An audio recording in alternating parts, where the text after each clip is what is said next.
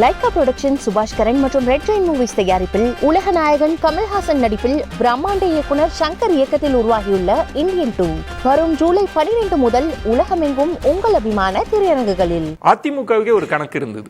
ஏன்னா ஜெயலலிதா அவர்கள் புகைப்படத்தோடு பாமகவினர் வாக்கு கேட்டாங்க. இன்னும் சொல்லணும்னா அதிமுகவினரே பொறுப்புல இருக்கிறவங்களே பாமகவோடு கிரவுண்ட்ல இறங்கி ஓட்டு கேட்ட காட்சியெல்லாம் பார்த்தோம்.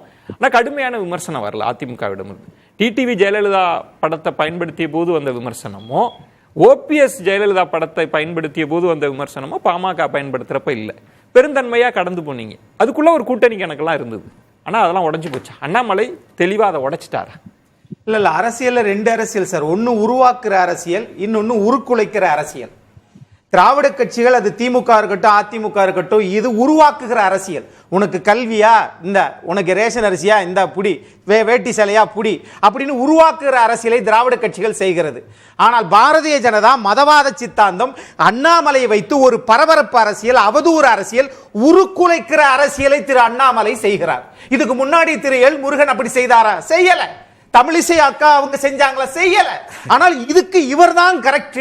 ஒரு போலீஸ் அதிகாரியை போட்டா தான் யாரார எங்கெங்க வைக்கணும் அப்படின்றலாம் அவருக்கு தான் தெரியும். உருக்குலைக்கிறார்னா அதிமுகவை பலவீனப்படுத்துறாருன்னு புரிஞ்சுக்கலாமா? நான் கேக்குறேன், அது அரசியல்ல சரியான அதுதானே சொல்றாரு. நான் கேக்குறேன், 31 வருஷம் ஆட்சியில் இருந்த ஒரு கட்சியை பலவீனப்படுத்துவார். அண்ணன் ரவீந்திரன் துரைசாமி அவர்கள் திரும்ப திரும்ப ஒரு இதை அழகா செட் பண்ணி கொண்டு வராரு. அது ஒருபோதும் நடக்காது.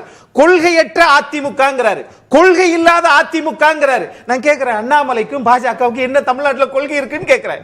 காவிரி பிரச்சனை சரி பண்ணிட்டீங்களா? கச்சத்தீவை சரி பண்ணிட்டீங்களா? ஒண்ணுமே செய்யலையா? உங்களுக்கு என்ன கொள்கை இருக்குது? உங்க கொள்கை வேற. இல்ல, அவர் என்ன சொல்றாருன்னா, விக்கிரவாண்டி இடைத்தேர்தல் களத்துல 10.5% அந்த இட உள்ஒதுக்கீடு இருக்குல்ல, அதுல இப்ப இபிஎஸ் ஆல வெளிப்படையாக பேச முடியல. அதுல ஒரு நெருக்கடி இருக்கு. ஒரு பாயிண்ட். பாமக அதிமுகவுக்கு ஒரு காலம் போறது இல்லை. அப்ப நம்ம தொடர்ந்து அதிமுகவை பலவீனப்படுத்துவோம். இடைத்தேர்தலுக்காகலாம் நம்ம ஒரு மறைமுக இணக்கம்லாம் தேவையில்லை. டால் கிளைம் பண்றாரு அண்ணாமலை. அப்படின்னு ஒரு காலமும் பாட்டாளி மக்கள் கட்சி அதிமுக போக போறதில்லைன்னு ஏதாவது அக்ரிமெண்ட் போட்டிருக்காங்களா? அவங்ககிட்ட ஆதாரம் இருக்கா? இதுக்கு முன்னாடி எல்லாம் ஒன்னா இருந்தவங்க தானே. அப்படி வலதுபுறத்துல உட்கார வச்சவர் தானே திரு எடப்பாடி பழனிசாமியை கொண்டு போய், சும்மா இருக்கிறவங்க கொண்டு போய் உட்கார வைப்பீங்களா? அப்படி உட்கார வச்சுட்டு இன்னைக்கு வெளியில வந்ததற்கு பிறகு இல்ல முதுகுல குத்திட்டாருன்றீங்களே. நீங்க தான் ஆட்சிக்கே வராம, ஒரு கவுன்சிலர் கூட ஆகாம ஒரு முன்னாள் முதலமைச்சரை எப்படி வார்த்தைகள் பேச வேண்டும் என்று கூட குறைந்தபட்ச நாகரிகம் கூட இல்லாம நீங்க பேசி.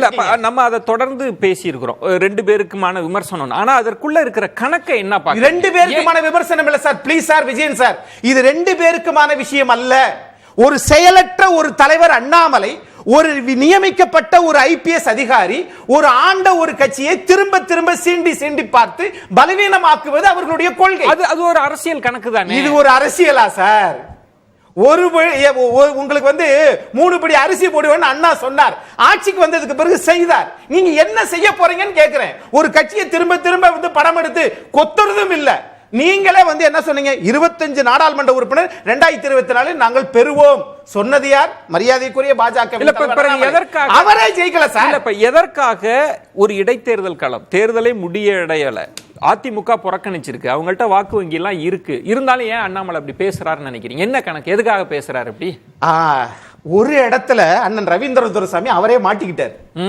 ஏன் தெரியுமா திரு அண்ணாமலை அப்படி பேசுறாரு? ஒருவேளை அங்க பாட்டாளி மக்கள் கட்சி ஜெயிச்சுட்டா என்டிஏ அவர் வலுப்பெற்றுவாரு. ஏற்கனவே பேனாவை கொடுத்து ஐயா ராமதாஸ் நீதாப்பா முதலமைச்சர் சொல்லிட்டு இருக்கிறாரு. இப்ப இதுல வெற்றி பெற்றுட்டா அண்ணாமலையினுடைய முதலமைச்சர் கணக்கு பின்னாடி போயிரும்.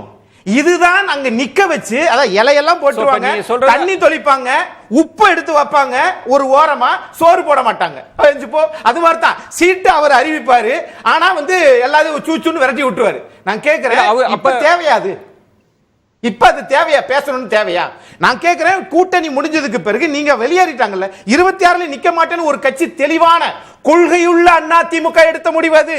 உங்களோட நிக்கவே மாட்டோம்ப்பா அப்படின்னு முடிவெடுத்ததுக்கு பிறகு இப்ப ஏன் நீங்க அதை சொல்றீங்க? இப்ப இடையில நீங்க சொல்வது அவர் தன்னை முன்னிலைப்படுத்துகிறார். எஸ், இதுதான் அரசியல். இப்படிலாம் திரு எல் முருகன் அவர்கள் முன்னிலைப்படுத்தல. அதனால தான் அவர் மத்திய அமைச்சர் ஆயிட்டாரு. இன்னொரு விஷயம் சொல்ல வரேன், இதையும் சொல்லி முடிச்சறேன். இப்படி போற போக்குல அவங்களுக்குள்ள இந்த அன்புமணி ராமதாஸ் அவர்கள் முன்னேறிட்டா இவர் வந்து முதலமைச்சர் வேட்பாளர் வருவாரே, அதுக்காகத்தான் அங்க பாட்டாளி மக்கள் கட்சி தோக்கணும்னு தான் அதிமுக வசின்றாரு. ஆனா இரண்டாவது இடத்துல அதிமுக இப்ப சீமான் வந்து முதலமைச்சர்னா அண்ணாமலை ஒத்துக்குறாராம். அப்படி நினைச்சிருந்தா இப்படி பேசவே மாட்டார் சார். பாயிண்ட் என்னன்னா, ரவீந்திரன் துரைசாமி அவர்கள் அண்ணாமலை அவர்கள் தான் என்டிஏ வேட்பாளராக தான் இப்ப களம் காட்டுகிறாங்க. இப்ப பின்னகரம் வேற, பாமக வேட்பாளர். இன்னைக்கு நாம் தமிழர் வந்துருச்சா உங்களோட? இல்ல, நான் அந்த கேள்வியை கேட்கல. அப்போ அண்ணாமலையின் விமர்சனத்துக்கு உள்நோக்கம் கற்பிக்கிறீங்கல்ல, தனக்காக தன் சுயநலத்துக்காக அப்படி பேசுறாருன்னு, அது இல்லன்றது தானே ரவீந்திரன். அதாவது சார், பாமக வந்து அறையில் ஆடினார், அம்பலத்தில் ஆடினார், விமர்சனங்கள் மட்டுமே ஒரு நாட்டின் வளர்ச்சியை கொடுத்து இல்ல. இப்ப ரவீந்திரன் சாமி ஒரு கணக்கு இருக்குல்ல, இப்ப அக்னீஸ்வரன் கேட்கிற மாதிரி இடைத்தேர்தல் முடிகிற வரைக்கும் அமைதியா இருந்திருக்க முடியும் நினைச்சிருந்தா. அந்த இடத்துல தான் பாமகவின் வெற்றிக்கே நெருக்கடியா போறாரோ, வெற்றி பெற்று விட கூடாதுன்னு நினைக்கிறாரா அண்ணாமலை? இப்பதான் பேசுறாரு அதிமுகவுக்கு எதிரா. கடந்த சில வருடங்களாவே அதிமுகவுக்கு ஆனா சார், ஆனா என்ன எல்லா கட்சிகளுக்கு எதிரா தான் பேசுறாரு. நீங்க சொல்றதுதான் கரெக்ட். ஆனா என்ன இப்ப பார்க்க வேண்டியதுன்னா, பாமக அதிமுக புறக்கணிச்சிருக்காங்க, அந்த வாக்கு வங்கிக்காக அவங்க கிளைம் பண்ணிட்டு இருக்கிறப்ப பேசுறாரு. அதானே சிக்கல். இந்த இடைத்தேர்தலை அதிமுக புறக்கணிச்சது ஒரு மேட்டர் கிடையாது. ஈரோடு இடைத்தேர்தலை காரணம் காட்டி விக்கிரவாண்டி இடைத்தேர்தலை அதிமுக புறக்கணிப்பதும், சங்கரன்கோவில் இடைத்தேர்தலை காரணம் காட்டி புதுக்கோட்டை இடைத்தேர்தலை திமுக புறக்கணிக்கிறதும் ஒரு மேட்டர் கிடையாது. ரெண்டும் தான் ஜெயிக்கிற கட்சிகள். அதிமுக உயிரற்ற அக்டினை பொருட்களை பேசாதீங்க. எடப்பாடி ஸ்டாலின் பேசுங்க. ஸ்டாலினுக்கு எடப்பாடி இணை கிடையாது.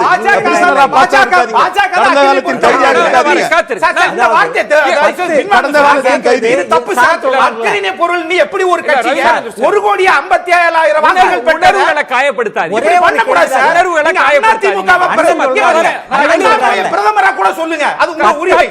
லைகா புரொடக்ஷன் சுபாஷ் கரன் மற்றும் ரெட் ஜெயின் மூவிஸ் தயாரிப்பில் உலக நாயகன் கமல்ஹாசன் நடிப்பில் பிரம்மாண்ட இயக்குனர் சங்கர் இயக்கத்தில் உருவாகியுள்ள இந்தியன் 2 வரும் ஜூலை 12 முதல் உலகமெங்கும் உங்கள் அபிமான திரையரங்குகளில்.